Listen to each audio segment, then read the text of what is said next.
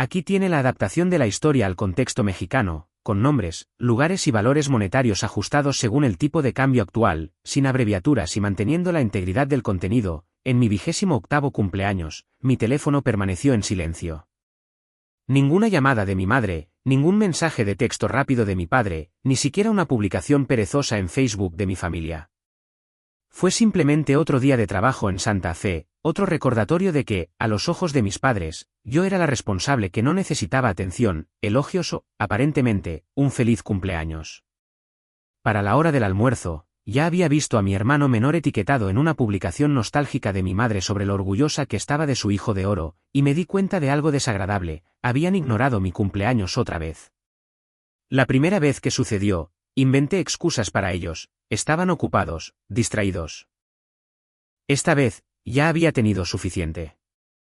Salí de mi oficina, con la bonificación recién depositada, y tomé una decisión que sabía que no podrían pasar de largo al deslizar la pantalla. Unas horas más tarde, estaba de pie frente a un Porsche completamente nuevo. Era el tipo de coche que mis padres siempre decían que era para personas ricas e irresponsables que no entendían el dinero: 1.700.000 pesos de venganza plateada reluciente. Esa noche, lo estacioné en un lugar con las luces de la ciudad detrás de mí, tomé una foto y la publiqué en Facebook con un título sencillo sobre darme un gusto por mi 28º cumpleaños. En cuestión de minutos, los me gusta y los comentarios llegaron de amigos, compañeros de trabajo y antiguos compañeros de clase felicitándome. Por parte del muro de la familia de mis padres, hubo silencio durante unas 3 horas. Entonces, mi teléfono se iluminó con el nombre de mi padre. Su voz no sonaba orgullosa, sonaba furiosa. ¿De dónde sacaste el dinero para ese coche? ¿Tienes idea de lo imprudente que parece esto? Reunión familiar mañana, a las 7 de la tarde. Ellos pensaban que esto se trataba de mis gastos. No tenían idea de que yo había estado rastreando silenciosamente cada peso que canalizaron hacia el éxito falso de mi hermano durante años. Si creen que comprar un Porsche de 1.700.000 pesos para vengarse de sus padres suena una locura, esperen a escuchar en qué se convirtió esa reunión familiar y cuánto terminó costándoles realmente su favoritismo. Para entender por qué esa llamada telefónica tocó una fibra tan sensible, hay que volver a la última cena de Navidad que pasamos juntos. Yo tenía 27 años, trabajaba horas extenuantes como analista financiera senior en Santa Fe, ganando más de lo que mis padres jamás habían ganado. Y aún así, de alguna manera, yo era la aburrida y estable de la familia. La estrella del espectáculo era mi hermano menor, Santiago, de 26 años, el llamado visionario detrás de una aplicación de bienestar que, por lo que yo podía decir, existía principalmente como tableros de ideas y palabras de moda en su perfil de LinkedIn. Esa noche, estábamos todos alrededor de la mesa del comedor, mi madre sacando orgullosa su pavó, mi padre sirviendo vino y Santiago entrando con un pequeño modelo impreso en 3 dimensiones y un discurso preparado como si estuviera en un programa de empresas emergentes. Puso esa extraña escultura de plástico en medio de la mesa y la llamó una representación del equilibrio entre la tecnología y la salud mental. Mi padre le dio una palmada en la espalda y dijo: «Hijo, este es el futuro. En esto es en lo que deberíamos estar invirtiendo».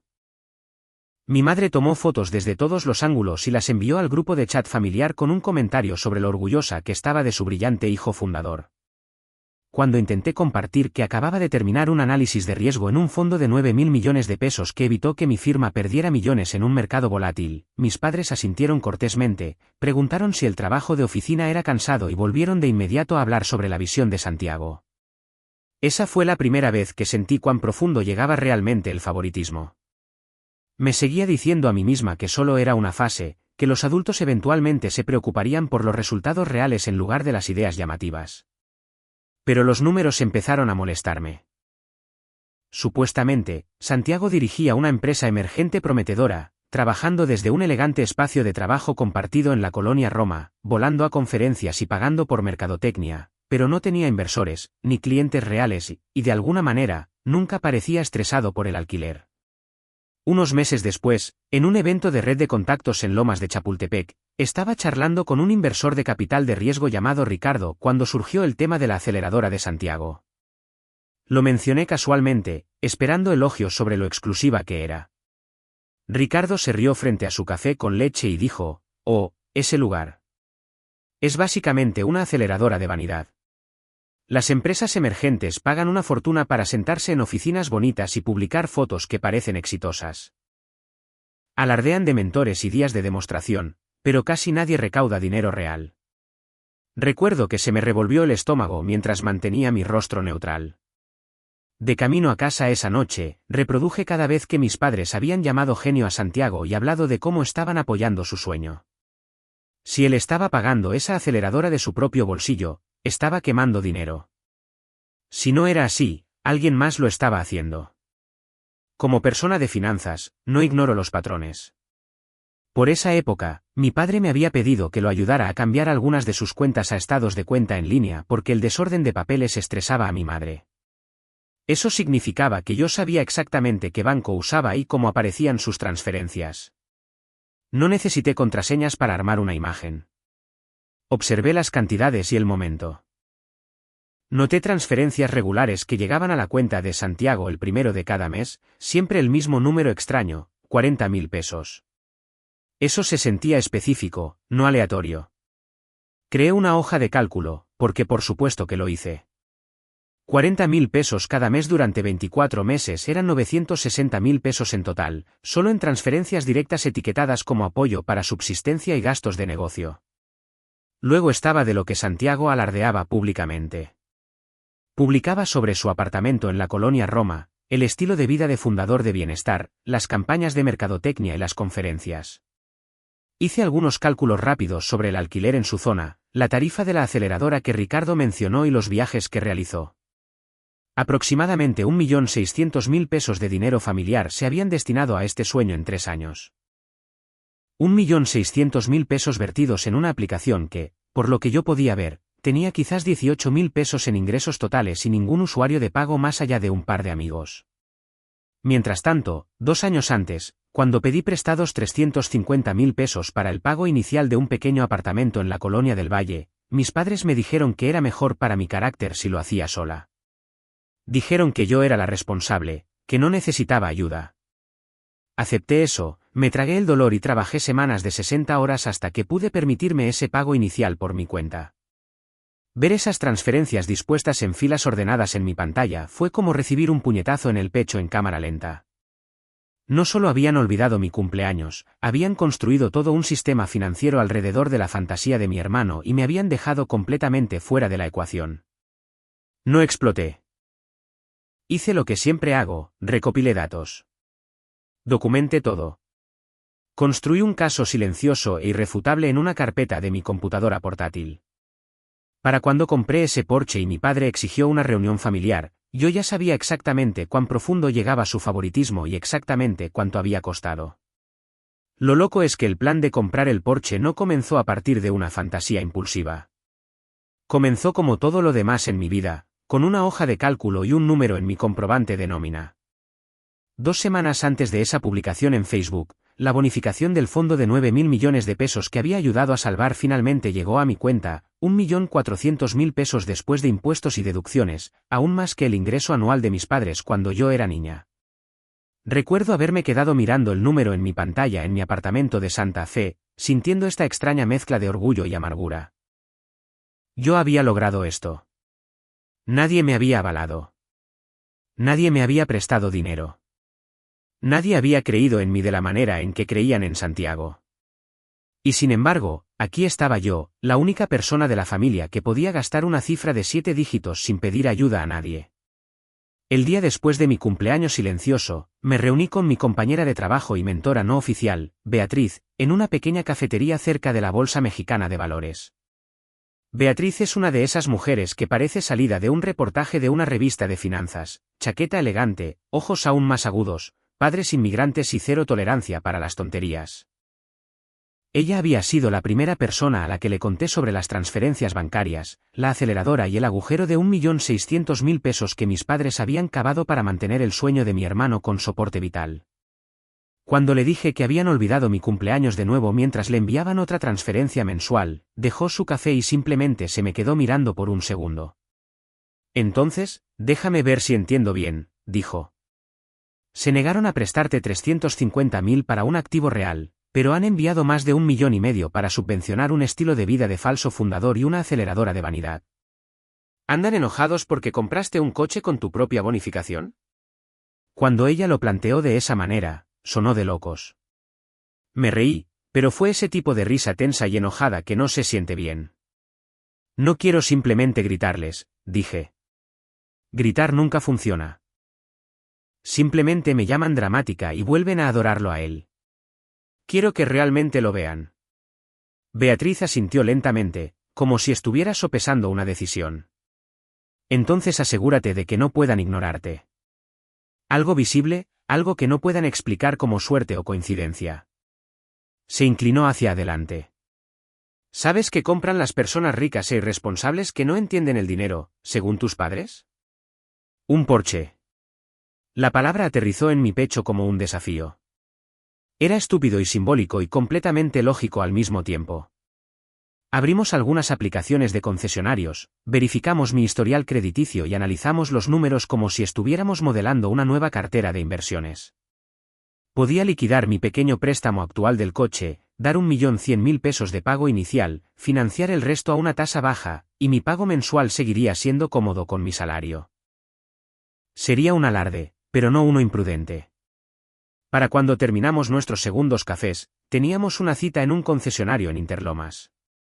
El vendedor allí pareció casi sorprendido cuando entregué mi verificación de ingresos e historial crediticio. No dejaba de mirar alternativamente los números y a mí, como si estuviera tratando de reconciliar el estereotipo del Porsche con la mujer frente a él que tenía una carpeta llena de preguntas sobre valores residuales y tasas de interés. Cuando me preguntó qué me había traído allí, sonreí y dije, mi familia cree que solo vale la pena invertir en las fantasías de mi hermano.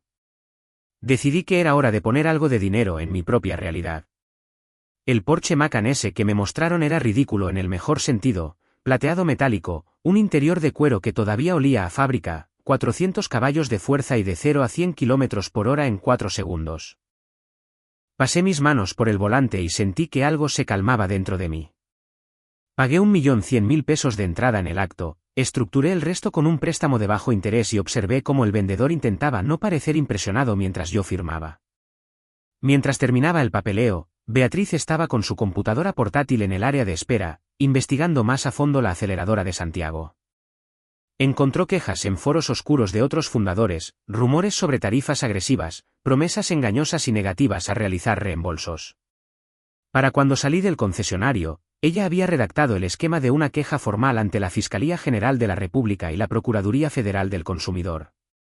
No solo estás comprando un coche, me dijo cuando me detuve junto a la acera para recogerla. Estás trazando una línea. Ellos construyeron una fantasía con el dinero de tus padres. Tú construiste una carrera sin la ayuda de nadie.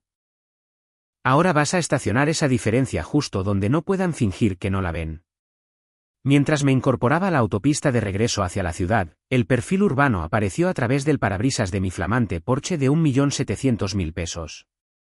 Por primera vez, sentí que no solo estaba reaccionando a su favoritismo, estaba estableciendo las condiciones. El coche era más que un juguete. Era la declaración financiera más ruidosa y brillante que jamás había hecho, y sabía exactamente qué audiencia necesitaba verla. Beatriz y yo elegimos Paseo de la Reforma para las fotos porque era la Ciudad de México en un solo encuadre, torres de cristal, monumentos históricos y el perfil de la ciudad extendiéndose detrás de nosotras como un protector de pantalla de la vida que yo había construido con cero ayuda familiar. El sol estaba bajando, reflejándose en el plateado del Porsche, y por una vez, no sentí que estuviera fingiendo nada. Estacioné el Macan en un ángulo que hacía imposible pasar por alto la insignia, salí con mi ropa de trabajo y me apoyé contra el capó mientras Beatriz retrocedía con mi teléfono. Levanta un poco la barbilla, dijo ella. Tú hiciste esto. Deja que se note. Tomamos una docena de fotos, algunas serias, otras riendo, y una en la que miraba directamente a la cámara con esa expresión calmada de sé exactamente lo que estoy haciendo que no se sentía como una pose. Esa fue la que puse en la pantalla. Parecía un anuncio de coches de lujo, excepto que la modelo era una chica de finanzas cansada que había pasado años siendo tratada como ruido de fondo en su propia familia. Abrí Facebook porque ahí era donde mis padres realmente vivían en línea. Instagram se sentía demasiado joven para ellos. Empecé a escribir un título, borré 3 veces y luego me decidí por la verdad sin el drama, feliz 28º cumpleaños para mí, escribí. Cerré un fondo importante en el trabajo este trimestre y usé mi bonificación para comprarme el coche que he querido durante años. Sin patrocinadores, sin inversores, solo muchas noches de trabajo hasta tarde y hojas de cálculo. Publicar. Por un momento, no pasó nada. Luego comenzaron las notificaciones. Viejos amigos de la universidad, compañeros de trabajo e incluso mi antiguo jefe de mi primer empleo, todos se amontonaron en los comentarios. Orgulloso de ti. Así es como se ve el trabajo duro. Esa cosa es preciosa. Un chico de mi departamento bromeó sobre necesitar que lo llevaran a la oficina ahora. Sonreí a la pantalla, pensando en lo extraño que era que las personas que realmente veían mi esfuerzo todos los días me celebraran más que las personas que me criaron. Revisé la lista de espectadores. Mi madre había visto la publicación. Mi padre también. Sin me gusta, sin comentarios, sin llamadas. Beatriz miró por encima de mi hombro. Dals tiempo, dijo con sarcasmo. Probablemente estén haciendo las cuentas. Regresamos a mi casa, pedimos comida para llevar, y mientras yo veía un programa a medias, Beatriz se sentó en la mesa de mi cocina, perfeccionando la queja contra la aceleradora de Santiago, agregando fechas y cantidades de dinero que yo había reunido. Cuando finalmente hizo clic en enviar al sitio del gobierno federal, giró su computadora portátil hacia mí como una pequeña ceremonia. Rastro de papel iniciado, dijo. Ahora veamos qué hacen con eso. Era casi medianoche cuando mi teléfono se iluminó con el nombre de mi padre. Sentí que se me oprimía el pecho, no porque tuviera miedo, sino porque ya sabía exactamente cómo iba a sonar esto. Lo puse en altavoz y lo dejé sobre la mesa para que Beatriz pudiera escuchar. Mariana, dijo él, sin molestarse en saludar. ¿De dónde sacaste el dinero para ese coche? Su tono no era de curiosidad, era acusatorio, como si me hubieran atrapado robando. De mi trabajo, dije con calma. De la bonificación de la que te hablé 3 veces y sobre la cual cambiaste de tema. Está financiado de manera responsable. Analicé los números durante semanas. Mi madre intervino desde el fondo, con su voz alta y aguda. Un coche de 1.700.000 pesos no es responsable, Mariana. Los coches pierden valor en el momento en que los sacas del concesionario. Esto es impulsivo. Esto es lo que hacen las personas que no entienden el dinero. Me quedé mirando las llaves del Porsche en mi encimera y sentí que algo en mí se endurecía. Menos impulsivo, dije lentamente, que enviar 1.600.000 pesos durante 3 años para sostener una empresa emergente que genera 18.000 pesos al año en ingresos. Hubo un largo silencio. Prácticamente podía escucharlo reproduciendo mis palabras, tratando de descubrir cómo sabía yo ese número. Mi padre se aclaró la garganta. No estamos hablando de tu hermano en este momento, espetó. Estamos hablando de ti, del ejemplo que estás dando. No puedes simplemente hacer compras enormes sin consultar a tu familia. Esa frase casi me hizo reír. Tengo 28 años, dije. Vivo sola. Pago mis propias cuentas. Ustedes no son consultados sobre mis decisiones financieras. Nunca lo han sido, a menos que fuera para decirme que no. Otro momento de silencio. Entonces mi padre cambió a su voz de control, la que usaba cuando yo era adolescente. Reunión familiar. Mañana, a las 7 de la tarde. Tu madre y yo te queremos aquí. Esto es serio, Mariana. Miré a Beatriz a los ojos. Ella levantó las cejas como diciendo, ahí lo tienes. Mantuve mi voz firme. Está bien, dije. Estaré allí. Pero si vamos a hablar de dinero, vamos a hablar de todo. Cuando colgué, mis manos estaban firmes. No había temblores, ni dudas. Fuera de mi ventana, mi Porsche de 1.700.000 pesos estaba bajo la luz de la calle como un desafío silencioso. Pensaban que me estaban arrastrando para regañarme por ser irresponsable. No tenían idea de que iba a entrar en esa casa con una autopsia financiera de 1 año de duración sobre su favoritismo en mi bolso. La noche siguiente, entré en la entrada de la casa de mis padres 10 minutos antes, con el motor del Porsche ronroneando bajo mientras lo apagaba. Su casa en Ciudad Satélite se veía exactamente igual que toda mi vida, césped cuidado, corona en la puerta, el tipo de lugar al que la gente señala y dice, esa parece una familia agradable y estable. Me senté un segundo con las manos en el volante, sintiendo el peso de la carpeta en mi bolso. Números, transferencias, capturas de pantalla, una copia impresa de mi hoja de cálculo, hechos, evidencia. Toqué el timbre y mi madre abrió la puerta con esa sonrisa tensa que usa cuando quiere fingir que todo está bien. Llegaste a buen tiempo, dijo, con los ojos pasando de largo hacia la entrada de coches. Vio el porche. Su sonrisa flaqueó, luego volvió a encajar en su lugar. Adentro, mi padre estaba de pie junto a la chimenea como si estuviera a punto de dar un discurso, brazos cruzados, mandíbula tensa. Santiago estaba en el sofá, con aspecto de no haber dormido. Dejé mi bolso junto a la silla y me senté, esperando a que comenzaran. Mi padre no perdió el tiempo. Mariana, dijo, esta situación del coche está completamente fuera de control. Te criamos para ser responsable. Comprar un vehículo de 1.700.000 pesos por un capricho no es responsable. Dejé que eso calara, luego pregunté, ¿quién les dijo que fue por un capricho? Le mostré la carpeta. He estado investigando esta compra durante meses. Analicé escenarios. Verifiqué las curvas de apreciación. Comparé tasas de interés. Esto no es una compra impulsiva de TikTok. Mi madre frunció el ceño, abrazándose a sí misma. Solo estamos preocupados, dijo. Esto no es propio de ti. Se supone que eres la sensata. La gente va a ver esto en línea y pensará que eres imprudente o que estás en algún tipo de problema. Detrás de ella, Santiago se movió incómodo. Se aclaró la garganta. Hablando de problemas, dijo. Había un tono extraño en su voz. Algún investigador me llamó por lo de la aceleradora, por mi negocio. Tenían todos estos números, tarifas, nombres de otros fundadores. Me miró como si ya lo supiera. ¿Hiciste algo, Mariana? Mi padre se volvió hacia mí, entrecerrando los ojos. Hablaste con alguien sobre el programa de tu hermano, exigió. Esta es su carrera. Hemos invertido tiempo y dinero en su futuro.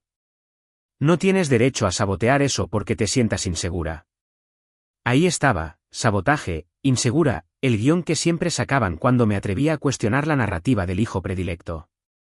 Respiré hondo y abrí la carpeta, extendiendo los papeles sobre la mesa de café como si fueran cartas. No saboteé nada, dije. Denuncié un modelo de negocio depredador que ha estado desangrando a esta familia durante años, y ya terminé de fingir que no veo los números. La mano de mi madre voló a su boca cuando vio los logotipos de los bancos. Mi padre se inclinó hacia adelante, entrecerrando los ojos. ¿Qué es esto? Señalé la primera página, un gráfico sencillo. Este es un desglose de las transferencias que le han estado enviando a Santiago durante los últimos 2 años, dije, manteniendo mi voz nivelada. 40.000 pesos el primero de cada mes, etiquetados como apoyo para subsistencia y gastos de negocio. 24 meses. Solo eso son 960.000 pesos. Mi padre balbuceó. Lo ayudamos con el costo de vida, dijo. El alquiler es caro. Hacer crecer un negocio es caro. Eso es lo que hacen los padres. Apoyan los sueños de sus hijos. Deslicé la siguiente página, aquella en la que había añadido líneas para el alquiler en la colonia Roma, tarifas estimadas de la aceleradora de 35.000 pesos al mes, viajes y mercadotecnia. Claro, dije. Así que miremos a cuánto asciende realmente ese apoyo. Entre las transferencias directas y lo que me han dicho que han cubierto por teléfono, están en aproximadamente 1.600.000 pesos en 3 años. 1.600.000 pesos vertidos en una empresa emergente que ha generado tal vez 18.000 pesos en ingresos reales por lo que puedo ver. Mi madre sacudió la cabeza como si pudiera simplemente desalojar la información. Eso no puede ser correcto, susurró. No tenemos esa cantidad de dinero para andar tirando por ahí. Exactamente, dije en voz baja. No lo tienen. Pero lo hicieron de todos modos. Por él. Pasé a la última página, la que más me dolía incluso mirar. Hace 2 años, pedí prestados 350.000 pesos para el pago inicial de un departamento en la Colonia del Valle. Una inversión real, un lugar para vivir. Me dijeron que sería mejor para mi carácter si lo hacía sola. Mi padre hizo una mueca de dolor. Eso no es justo, Mariana. Tú ya estabas estable. Tenías un buen trabajo. No necesitabas ayuda de la manera en que él la necesita. Lo miré a los ojos. Así que la estabilidad es castigada y la irresponsabilidad es premiada. Esa es la lección. Mi madre espetó, no te estamos castigando. Siempre has sido tan independiente. Nunca pediste nada. No nos necesitabas. Él sí. Dejé escapar un suspiro que sabía a cada tarjeta de cumpleaños que nunca llegó y a cada sentimiento despectivo ante mis ascensos. Sí pedí, dije. Pedí ese préstamo y dijeron que no. Los llamé desde la oficina cuando mi jefe me ofreció el proyecto del fondo y cambiaron de tema a la última idea de Santiago. Les envié el correo electrónico de mi ascenso y respondieron con un pulgar hacia arriba y luego 10 mensajes sobre su día de demostración. Mi voz empezó a temblar, no por las lágrimas, sino por decirlo finalmente en voz alta. Construyeron todo un sistema financiero alrededor de su fantasía y me dejaron construir mi realidad sola. Santiago golpeó la mesa con la mano, con los ojos brillantes de rabia y miedo. Esto no es solo por dinero, gritó. Esa aceleradora me dio conexiones. Mentores. Nos dijeron que estábamos al borde de una gran ronda de inversión antes de esta estúpida investigación. Lo arruinaste todo porque estás celosa. Me volví hacia él. ¿Sabes qué es una aceleradora de vanidad, Santiago? Te hacen pagar por la ilusión de progreso, y arrastraste a mamá y papá para que fueran tus inversores personales. Si alguien arruinó algo, son las personas que te vendieron ese sueño y las personas que se negaron a mirar la letra pequeña. Mi padre me señaló con el dedo. Basta, y gritó. No le hables así a tu hermano en esta casa. Esta actitud, este resentimiento. Es exactamente por lo que nos preocupa que de repente andes haciendo alarde de dinero. ¿Un Porsche, Mariana? Ese es el tipo de cosas que compran los traficantes de drogas y los ganadores de la lotería. Beatriz se habría reído de eso. Yo no lo hice. Miré a mi padre, al hombre que le había entregado a su hijo casi 1,5 millones de pesos sin un plan de negocios real y llamaba a mi compra bien investigada la imprudente. Compré ese coche con dinero que gané en una carrera que apenas reconocen, dije. Nadie avaló la firma. Nadie me rescató. Nadie se sentó en una mesa de Navidad y me llamó el futuro. Ni siquiera preguntaron para qué era esa bonificación.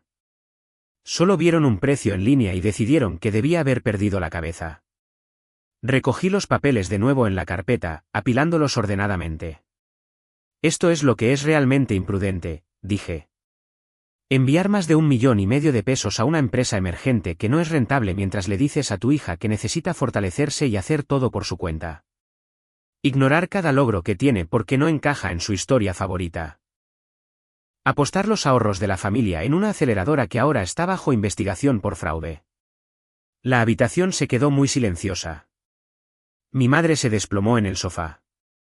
Santiago parecía que podría vomitar. Mi padre abrió la boca y luego la cerró, de la manera en que uno lo hace cuando las cuentas finalmente cuadran. Me colgué el bolso al hombro y me levanté. Querían hablar de dinero, dije. Lo hicimos. Ahora saben exactamente cuánto cuesta su favoritismo. No estoy aquí para pedirles que lo arreglen. Ya aprendí a sobrevivir sin su apoyo. Estoy aquí para decirles que, de ahora en adelante, ya no voy a pagar el precio emocional por las decisiones que ustedes tomaron. Caminé hacia la puerta, con la voz de mi madre pequeña detrás de mí. Mariana, espera. ¿Podemos hablar de esto? No lo sabíamos. Me detuve el tiempo justo para decir, no querían saberlo. Hay una diferencia. Luego salí al aire fresco de la noche. El Porsche estaba en su entrada, elegante y fuera de lugar junto a su sedán viejo, un símbolo brillante e innegable de la vida que yo había construido mientras ellos estaban ocupados financiando una fantasía. Mientras me alejaba, miré por el espejo retrovisor y los vi parados en el umbral, enmarcados por la luz cálida de la casa que nunca se había sentido realmente como un hogar para mí. Por primera vez, sentí que los roles habían cambiado. Ellos eran los que se quedaban en la oscuridad, y yo era la que finalmente conducía mi propia historia. 2 mañanas después de esa explosión en la sala de mis padres, estaba de vuelta en mi escritorio en Santa Fe cuando Beatriz apareció en la puerta de mi oficina sosteniendo su teléfono como un veredicto. ¿Recuerdas esa queja que presentamos?, dijo. El gobierno federal la tomó. Investigación completa. Se dejó caer en la silla frente a mí y comenzó a enumerarlo.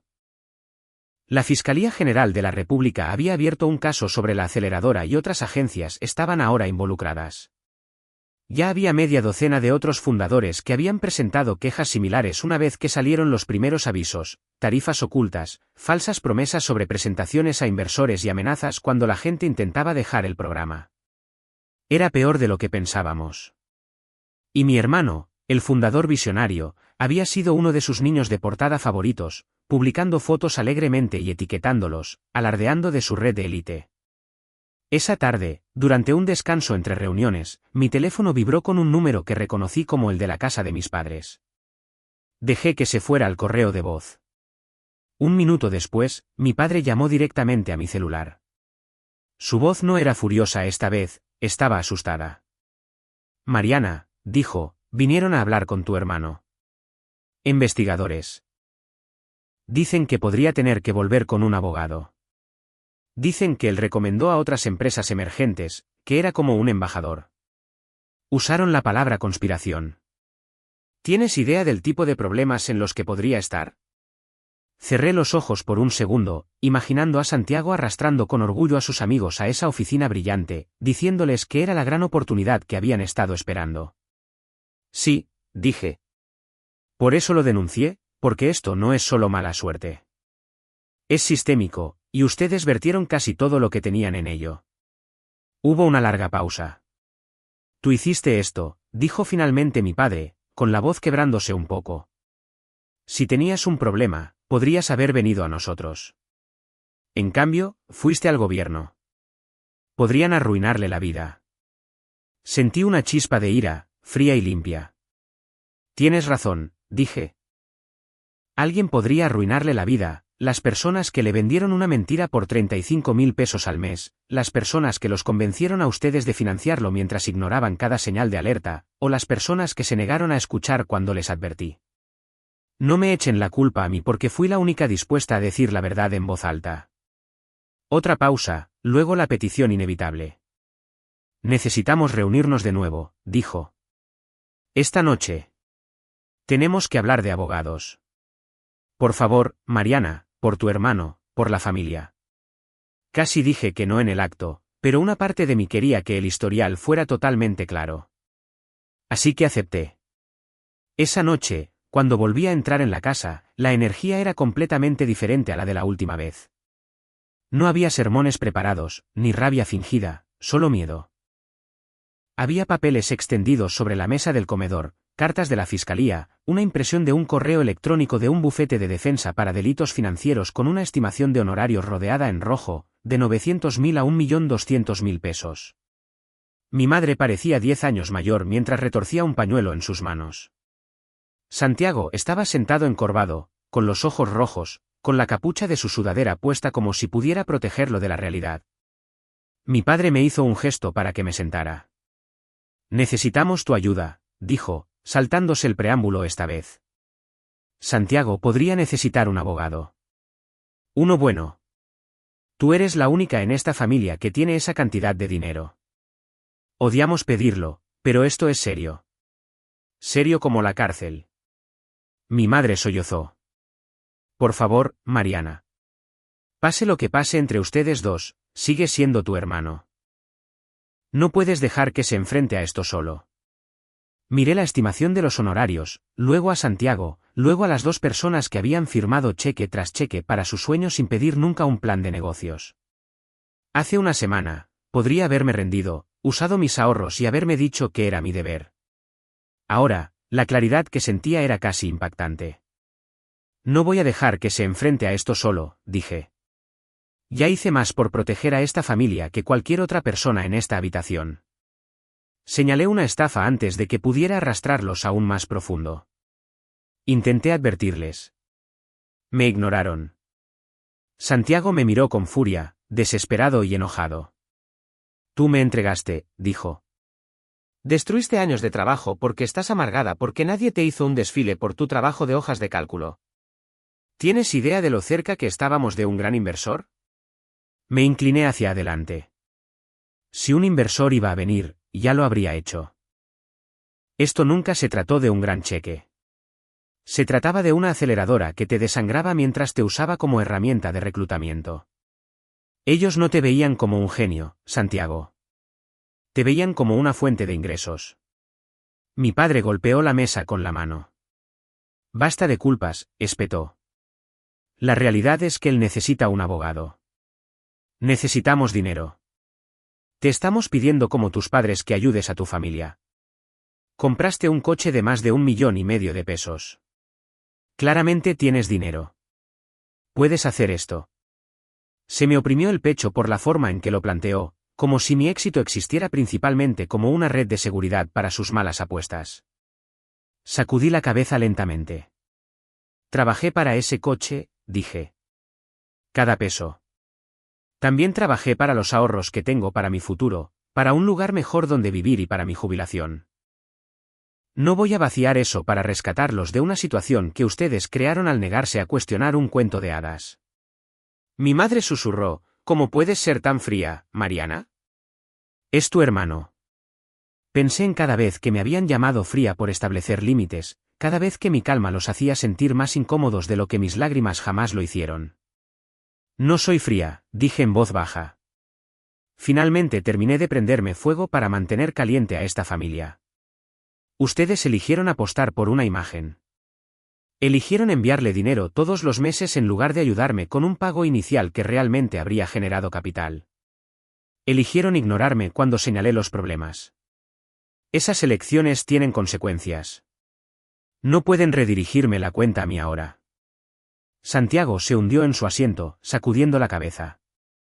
Me van a arruinar, murmuró. Lo miré y por un segundo sentí un destello de simpatía. No lo suficiente como para borrarlo todo, pero lo suficiente como para decir la verdad. No estás arruinado, dije. Te están obligando a vivir en la realidad por primera vez. Consigue un trabajo real. Paga tu propio alquiler. Contrata a un defensor público si no puedes permitirte uno privado. Aprende algo de esto. Mi padre se puso de pie como si la altura pudiera hacerme cambiar de opinión. Entonces eso es todo, dijo. ¿Simplemente te vas a marchar? Yo también me puse de pie, mi silla raspando suavemente contra el suelo de madera. No, dije. Me marché hace mucho tiempo. Ustedes simplemente no se dieron cuenta hasta que estacioné un Porsche en su entrada. Recogí mi bolso y miré la pila de papeles sobre la mesa. Querían que lo trataran como a un fundador adulto, añadí. Así es como se ve la edad adulta, acciones, consecuencias, rendición de cuentas. Al irme, mi madre empezó a llorar en serio. Mi padre pronunció mi nombre una vez, como una pregunta. Santiago se quedó mirando la mesa. Afuera, el aire se sentía más fresco que cuando entré. El Porsche arrancó con un rugido bajo, constante y familiar. Irme esta vez no se sintió como un escape, se sintió como el final de una prueba que había estado tomando toda mi vida, una en la que la clave de respuestas finalmente había sido reescrita a mi favor. 2 años después, estacioné el mismo Porsche plateado en una entrada diferente. Esta vez, fue frente a un edificio de vidrio y acero en el centro de la Ciudad de México con el logotipo de mi firma y mi nuevo título grabado en mi tarjeta de acceso, Vicepresidenta de Riesgo y Estrategia de Cartera. La chica a la que una vez le restaron importancia a sus logros en la mesa de Navidad ahora se sentaba en salas donde la gente realmente escuchaba cuando hablaba. Me había mudado de mi departamento inicial en la colonia del Valle a un lugar que miraba hacia el bosque de Chapultepec, pagado con una segunda bonificación mucho mayor y acciones que yo misma había negociado. Sin CEO firmantes, sin resentimientos silenciosos, solo trabajo y resultados. La aceleradora no sobrevivió a la investigación. Al cabo de 1 año de aquella primera queja, el gobierno federal los obligó a cerrar. Sus fundadores fueron acusados de fraude y un puñado de otras cosas que no pretendo entender completamente, pero sí sé que no volverán a vender falsas esperanzas a nadie más por un buen tiempo. Los titulares fueron pequeños, enterrados en la sección de negocios, pero les tomé una captura de pantalla de todos modos y los guardé en la misma carpeta donde había guardado mi hoja de cálculo original, un recordatorio silencioso y privado de que había tenido razón al confiar en lo que los números me estaban gritando. Santiago no fue a prisión, pero tampoco salió ileso. Aceptó un acuerdo de culpabilidad, terminó en libertad condicional durante 2 años, con clases obligatorias de educación financiera y el requisito de devolver una parte del dinero que les había quitado a algunos de los otros fundadores que había reclutado. El juez lo llamó una llamada de atención. Por una vez, estuve de acuerdo con una figura de autoridad en su vida. Se mudó de la colonia Roma a un departamento más pequeño en una parte menos glamorosa de la ciudad, y por primera vez desde la universidad, consiguió un trabajo real. No fundador, ni visionario, ni director ejecutivo de una biografía de LinkedIn, simplemente un diseñador principiante en una pequeña agencia de mercadotecnia aprendiendo a aceptar comentarios, cumplir plazos y llegar a tiempo. Cuando mi madre habla de él ahora, no usa la palabra genio. Dice cosas como, está aprendiendo o tiene mucho que madurar. Mis padres sufrieron su propio golpe. Entre los honorarios de los abogados, que terminaron siendo de alrededor de 1.200.000 pesos, y el dinero que ya habían vertido en la aceleradora años antes, su cronograma de jubilación se retrasó considerablemente. Mi padre aceptó trabajos de consultoría a tiempo parcial. Mi madre empezó a cuidar a los niños de los vecinos por las tardes para obtener dinero extra. Ya no alardean de sus inversiones en las reuniones familiares. Cuando hablan de dinero, hay una nueva cautela en sus voces que no existía cuando firmaban cheques para apoyar el sueño de Santiago. Nuestra relación no sanó mágicamente cuando se asentó el polvo. No hubo una gran disculpa llorosa, ni un momento de película donde todos se abrazan y todo vuelve a la normalidad. Lo que cambió fue más silencioso. Empezaron a preguntar sobre mi trabajo sin pasar inmediatamente a hablar de mi hermano. Mi madre empezó a enviarme mensajes de texto por mi cumpleaños antes de que Facebook se lo recordara. Mi padre, el hombre que una vez llamó a mi coche un truco imprudente, me preguntó un día cómo había estructurado mis cuentas de jubilación y escuchó toda mi respuesta. Perdoné algunas cosas lentamente y mantuve otras cicatrices como límites. Voy a cenar una vez al mes. Me voy cuando las conversaciones se convierten en viajes de culpa. No ofrezco dinero. No firmo decisiones conjuntamente. Soy educada, incluso cálida a veces. Pero la parte de mí que solía esperar que de repente me vieran de la manera en que veían a Santiago se ha ido. Esa parte ha sido reemplazada por algo más resistente, un tipo de respeto propio que desearía haber encontrado antes. Si hay una lección en todo esto, no es que debas comprar un coche de 1.700.000 pesos para vengarte de tu familia, aunque no voy a mentir, estacionar ese Porsche en su entrada fue satisfactorio. Es que el favoritismo no se trata solo de quien recibe más atención en la cena, es un patrón de elecciones que le enseña a un hijo que tiene que ser perfecto e invisible y le enseña al otro que las reglas no se aplican a él. Los rompe a ambos de diferentes maneras.